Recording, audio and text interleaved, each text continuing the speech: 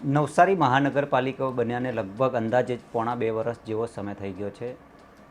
1.5 વર્ષ સુધી વહીવટી શાસન શરૂ હતું. હવે વહીવટી શાસન પતી ગયું અને હવે છૂટાયેલી પાક આવી ગઈ છે.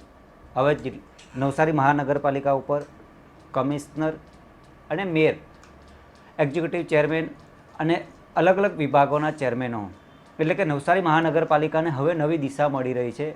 નવસારીના નવનિયુક્ત મેયર અશોકભાઈ ધોરાજીયાના બહુ સારા વિઝનો છે અને નવસારી શહેર પર તે ખૂબ જ ચિંતા પણ છે, કેમ કે સતત ફિલ્ડ વર્ક કરી રહ્યા છે.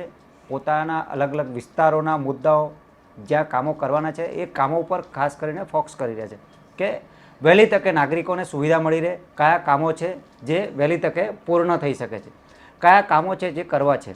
ભૂતકાળમાં જે થયું છે તેને ભૂલી હવે નવા કામ અને નવા વિઝન સાથે આગળના કામો થઈ રહ્યા છે. પણ નવસારીના નગરજનો માટે એક મહત્ત્વની અને ખૂબ મોટી ખબર છે. નવસારી શહેરની અંદર વધુ 4 નવા ફ્લાયઓવર બનવા જઈ રહ્યા છે.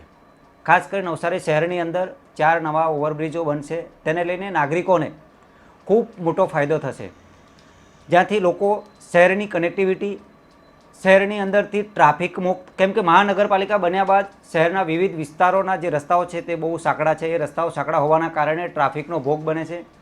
ઘણીવાર એમ્બ્યુલન્સો હોય કે રસ્તાઓનું ખોદકામ ચાલતું હોય તો કલાકો સુધી લોકો ટ્રાફિકનો ભોગ બને છે.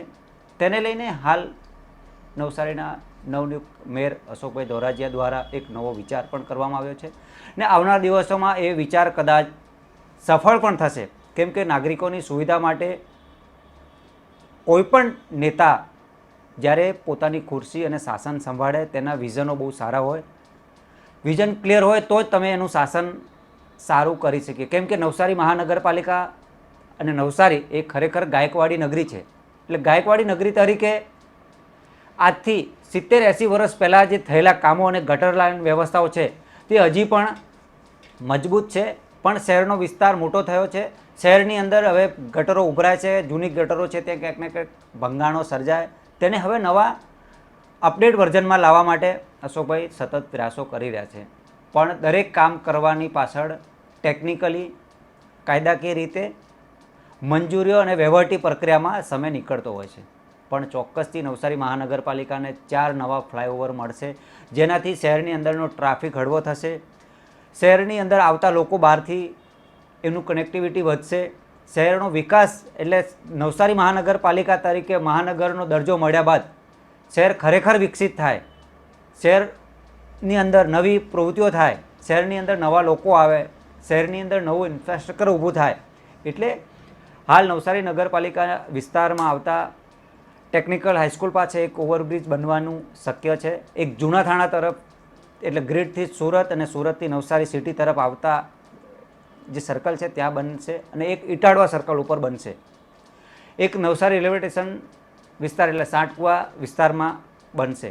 એટલે કે એવા 4 ફ્લાયઓવર બનશે જેથી લોકોની અંદર જે આવનારા દિવસોમાં કે બીજા 30-35 વર્ષ પછી લોકોને અવગડ નહીં પડે, ટ્રાફિક નહીં થાય, તેનું ધ્યાન દોરીને અત્યારથી જે આયોજન કરવામાં આવી રહ્યું છે. એટલે કે નવસારીના લોકોને ખરેખર ટ્રાફિક મુક્ત અને નવી વ્યવસ્થાઓ માટે આ એક પ્રયાસો કરવામાં આવી રહ્યા છે. આપણે સૌ નાગરિકોએ જાગૃત છીએ એટલે આ શહેર માટે ચિંતા કરીએ, કેમ કે ખોટું થતું હોય ત્યાં આપણે વિરોધ કરવો જ પડશે, જ્યાં સારું હોય તેને સારું કરવું પડશે, તેને સજેશન પણ આપવું પડશે. એટલે કે જે ભૂતકાળમાં નવસારીની અંદર ઘણા બધા તકલાદી કામો થયા છે એ કામોની અંદર પણ હાલની જે ચૂંટાયેલી પાંખ છે પોતપોતાના વિસ્તારોમાં આવતા ડેનેજ, ગટર અને પાણીની જે સમસ્યાઓ છે નાગરિકોની, તેના ઉપર તમે પણ તમારું જે કાર્ય છે તે સતત કરતા રહેજો. નહીં તો 5 વર્ષ પૂરા થઈ જશે, 5 વર્ષ પછી આપણાને પાછા લોકો ભૂલી જશે કે અમારા વોર્ડના કોણ હતા કોર્પોરેટર, કોણ હતા ચેરમેન, કોણ હતા તે કોઈને ખબર હશે નહીં. માણસ જતો રહેશે પણ માણસનું કામ હંમેશા જીવંત રહે છે. આપણે રાજા મહારાજાઓ વખતનું આ શહેર છે, ગાયકવાડી સરકાર છે હતી તે સમયે આ શહેરને ખૂબ સારા વિઝન સાથે ડેવલપ કરેલું હતું કે જે આટલા વર્ષ લાંબા સુધી પણ આપણે જે એની ગટર વ્યવસ્થા અને પાણીની લાઈનોનો ઉપયોગ કરીએ છીએ. એટલે કે હવે જે તમે કામો કરશો ને એ કામો આવનારી પેઢી ને આવનારા લોકો એ કામોને યાદ કરશે કે નવસારી મહાનગરપાલિકાનો દરજ્જો મળ્યો અને મહાનગરપાલિકા બની ત્યારે આ શહેરની અંદર નવા ડેવલપમેન્ટ થયા હતા, નવું આપણાને સુવિધાઓ મળી હતી. એટલે કે ખરેખર હવે પછીના નેતાઓ ઊંઘમાંથી જાગતા રહેજો.